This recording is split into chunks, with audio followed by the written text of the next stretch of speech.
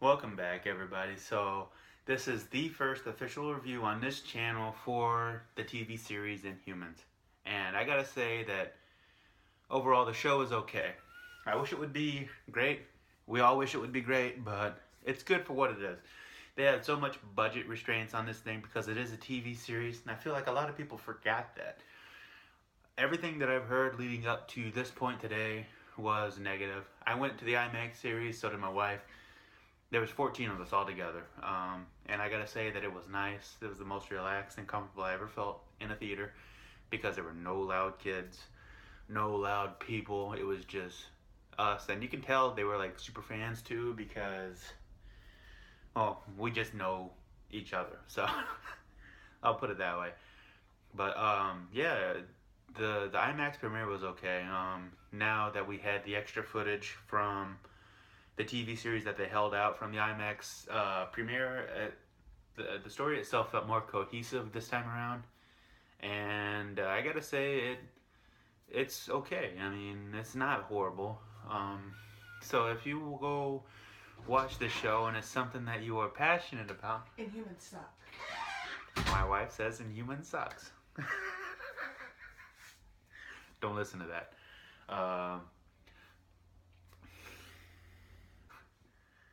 So now that we got her official review of Inhumans out of the way, let's get back to this one. So the characters themselves are decent. They do what they can with the script that they have. The actors themselves do their best to bring these characters to life, and I feel like some of them did a good job. Others were didn't do so well, but like just like I said in the It movie review, we have a lot of characters to deal with, and when you have this many characters, it's hard to get enough screen time for each of them to fully develop their character. Which I think was a smart move on Marvel's part, making this a TV series because we have 8 hour long episodes to flesh out these characters. You know, we'll spend some time with the others that we didn't get a chance with, like Triton. If you watch the show, you'll understand exactly what I'm saying. He's on screen for like 2 minutes, which was upsetting to me because he's one of my favorites. He's like one of the most recognizable characters in the Marvel universe, and it's a bit of a letdown. But I feel like they're gonna swing back around to that later on in the series, which I really hope they do. As far as characters go, let's just go ahead and go over what each one of them do. So Gorgon is the head of the Royal Guard, and he can make tiny earthquakes with his hooves, and that's really all he does. There's really no depth to his character. He tries to be the comedic relief. It comes off kind of cheesy, I guess, but I really hope they do more with his character because he never lets you know, or he never fails to let you know that he can fight, and he's the head of the Royal Guard. That got old pretty fast. Let's see who else. Karnak. I felt like his powers weren't well explained, and that I don't know if I've been reading it wrong this entire time, but I mean this entire time I mean my entire life because Karnak can see the weaknesses in plans, people, structures, all that stuff, and exploit those weaknesses. But I feel like his powers in this show were a little confusing. What I mean is, it's like he got shot and then he got to replay that time, and I don't feel like that was accurate to the comic books. But like I said, maybe I've been reading it wrong for the last 20 something years of my entire life. Yeah, let me know in the comments below if that's how his powers actually work or if I'm understanding it right from the comics. Now Medusa, I felt like they made a smart choice, probably budget reasons as well, with her wig getting chopped off. Now she looks like me. Great hairdo, by the way. But I felt like that was a smart decision because the graphics for her hair were weak. They were weak, and I don't feel like they were very Jack Kirby art-esque. You know, it was always moving all the time. It moves and weaves in and out along with her emotions, and when it was not moving, it was just, you can tell it's obviously a wig, which was kind of sad, but hey, what can you do? Black Bolt was okay. He doesn't talk ever, but his powers are self-explanatory. They show you exactly what can happen through his parents. Who else? Maximus. Now, in the comic books, this is where I really hope they come back to this later on in the season. But in the comic books, it is shown that he has some psychic abilities. But in the show, he's just flat out human. Part 2 of your review.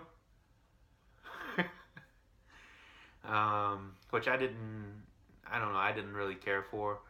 Who am I missing? Crystal was kind of boring and bland. The dog? Oh, the dog. She wants me to talk about the dog. Lockjaw was pretty good. Pretty good 6 foot tall CGI dog. They felt like a lot of the budget went to him, of course, because there are no 6 foot bulldogs, unless I'm mistaken. Now, Oron herself, I am not really familiar with her, but from what I can tell in the TV series, she didn't have much to do other than punch people. That they didn't really go into her power set either, other than she's the second in charge of the Royal Guard and loyal to Maximus. But yeah, I'm not really familiar with her character as far as the comic books go. If you guys do know, let me know in the comments below. I'd love to learn more.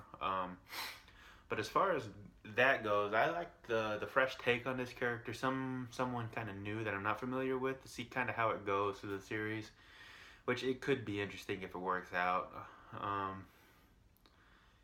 Yeah, just bring back Triton. That's all I want. Okay, so we got our story going. Let's just hope it sticks to it, because the IMAX premiere, they left out Louise. Louise is another original. She's a completely original character that I read about in articles and stuff leading up to the IMAX premiere. So she is supposed to be our eyes and ears as far as the story takes place in the Marvel Universe.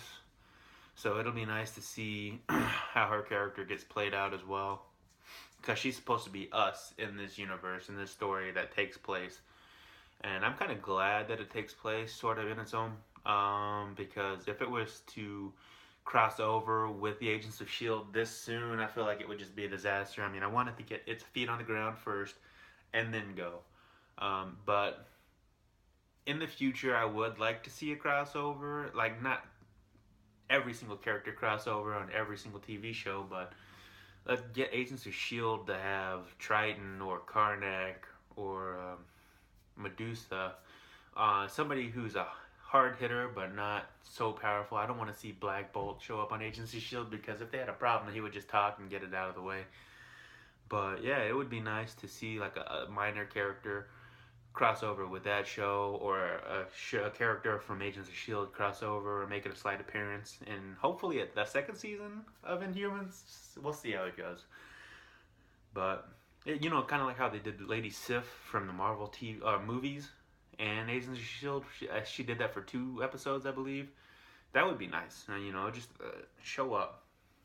I hate the name drops in Agents of S.H.I.E.L.D. I really do. But as far as this show, just keep it contained right now. Focus on these characters. After they get, hopefully, a second season confirmed, then start to grow like crazy. I mean, you can't just take a chance, really. Marvel is pretty set in their way, and it's working. We've been watching these movies for almost 10 years now. So just stick with it. I really hope that the producers and stuff don't make a mistake like they did with Iron Fist, because that show was a little slow. I mean, it was good. I liked it, but I just want them not to have a hiccup like that. Give this show a chance, guys. Tune in. It comes on at 8. Yeah, 8 on Friday. So next Friday, I have another review for you guys. Yeah, like I said, the show is just okay for what it is. It has the potential to be better because of this 8-episode setup. So tune in. Let's get as many people watching this thing as we can. Hope for a better season next time, if there is a better season next time. Cross my fingers. But yeah, if you haven't noticed, I got my Inhumans comics out. Ultimate Inhumans, Uncanny Inhumans from the most recent, this past summer, and the Secret Invasion, which hopefully I can get around to, and I kind of hope they do in the MCU, but we'll see. I mean, they got the whole Fantastic Four rights issues to deal with. So yeah, that's a whole different topic for another day. Yeah, so if you liked this video, if you liked what I talk about, if you didn't like what I talked about, please just let me know in the comments below. I love talking to you guys about it. If you see me in real life somewhere outside, hey, let me know you guys watch these videos. At least I know I'm reaching out to somebody. But yeah, I'll see you guys next time.